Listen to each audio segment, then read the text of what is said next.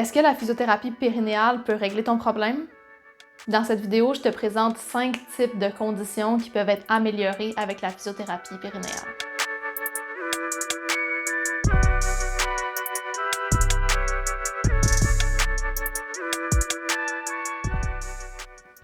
Salut, je m'appelle Catherine, je suis la physio qui t'écoute, une physio périnéale passionnée par la science de la douleur.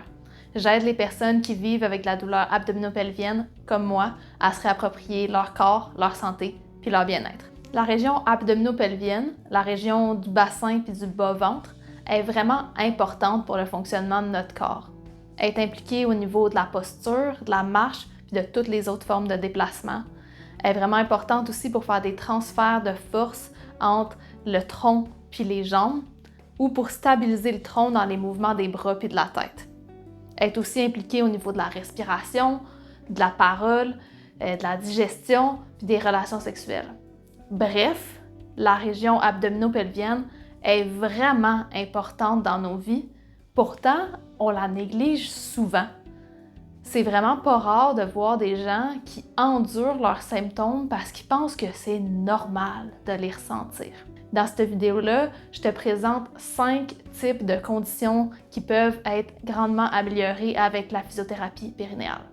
Si tu trouves la vidéo intéressante, n'oublie pas de la liker, ça fait vraiment une énorme différence. Puis assure-toi de rester jusqu'à la fin parce que je vais aussi t'expliquer c'est quoi qu'on fait en physiothérapie pour aider avec ces conditions-là.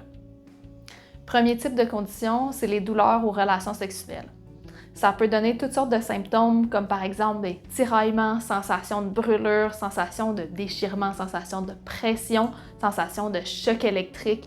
Toutes ces choses-là, ça peut être amélioré en physiothérapie. Que ça soit apparu suite à un accouchement vaginal ou un accouchement par césarienne, suite à un trauma physique comme une chute sur les fesses, suite à n'importe quelle chirurgie, même au niveau du ventre, du bassin, du dos, ou même si c'est apparu de façon insidieuse, que tu ne sais pas pourquoi, ou même si tu as toujours eu des douleurs aux relations sexuelles dès tes premières relations, il y a des choses qu'on peut faire pour améliorer ça.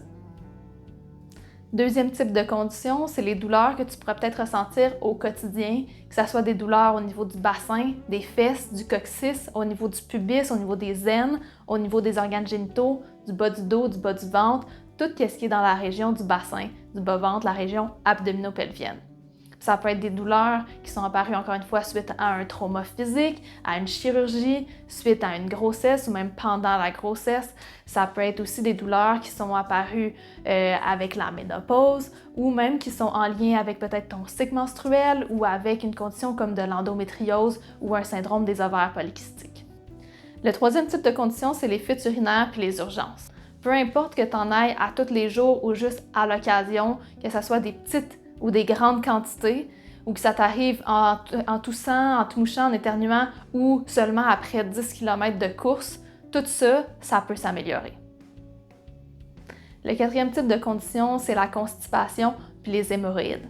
Donc, si tu as des selles dures qui sont difficiles à évacuer, ou tu as de la douleur pendant que tu évacues tes selles, puis si ça c'est apparu avec la grossesse ou suite à l'accouchement, même relié à la ménopause, ou que ce soit juste apparu de façon progressive dans le temps sans que tu saches pourquoi, on peut souvent aller travailler sur les habitudes de vie, sur les différents facteurs de risque pour que ça soit plus facile à gérer les symptômes dans le quotidien. Cinquième type de condition, c'est les descentes d'organes, puis toutes les autres conditions qui sont secondaires à une problématique de pression abdominale, donc la diastase abdominale par exemple, ou une hernie, qu'elle soit ombilicale, abdominale ou inguinale. Peu importe que ça soit une apparition qui soit récente, comme par exemple suite à une grossesse, ou si c'est une apparition plus de longue date, on peut aller travailler sur les différents facteurs de risque en prévention pour le futur ou au moins pour ralentir l'évolution dans le temps de la condition pour avoir une meilleure gestion des symptômes au quotidien. Ça fait le tour des 5 types de conditions que je voulais te présenter, puis maintenant je te parle un peu de qu'est-ce qu'on fait en physiothérapie pour aider avec ces conditions-là. Donc de façon générale, dans un suivi en physiothérapie, il y a 3 choses qu'on va aller faire dans les différents rendez-vous. Donc on va souvent avoir de l'éducation, des conseils en lien avec les habitudes de vie à privilégier. Souvent, on va aussi avoir des techniques de soins pour aller diminuer les symptômes, comme par exemple aller relâcher des tensions. Puis, on va aussi avoir des exercices à faire à la maison pour essayer de maintenir les acquis dans le temps. Donc, ce qu'on veut, c'est te permettre d'apprendre à ressentir ton corps, à aller ressentir qu'est-ce qu'il y a de besoin, puis être capable, pour que tu sois capable d'appliquer en fait tes nouveaux apprentissages là, dans ton quotidien. En général, en physiothérapie, on va avoir 3 catégories d'objectifs. Donc, on va vouloir diminuer l'impact des symptômes sur le quotidien. On va vouloir mettre en place des habitudes de vie qui favorisent une bonne santé à long terme.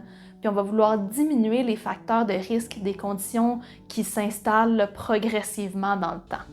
Si tu t'es reconnu dans les conditions que j'ai présentées, je t'encourage fortement à prendre action pour favoriser ta santé pelvienne. C'est important.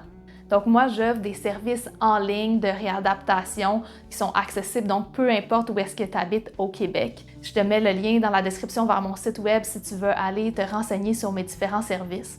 Sinon, si tu préfères consulter en présentiel, tu peux aller voir sur le site de l'Ordre professionnel de la physiothérapie pour trouver un ou une physio près de chez toi. Je te mets aussi le lien dans la description. On se retrouve dans une prochaine vidéo. À bientôt!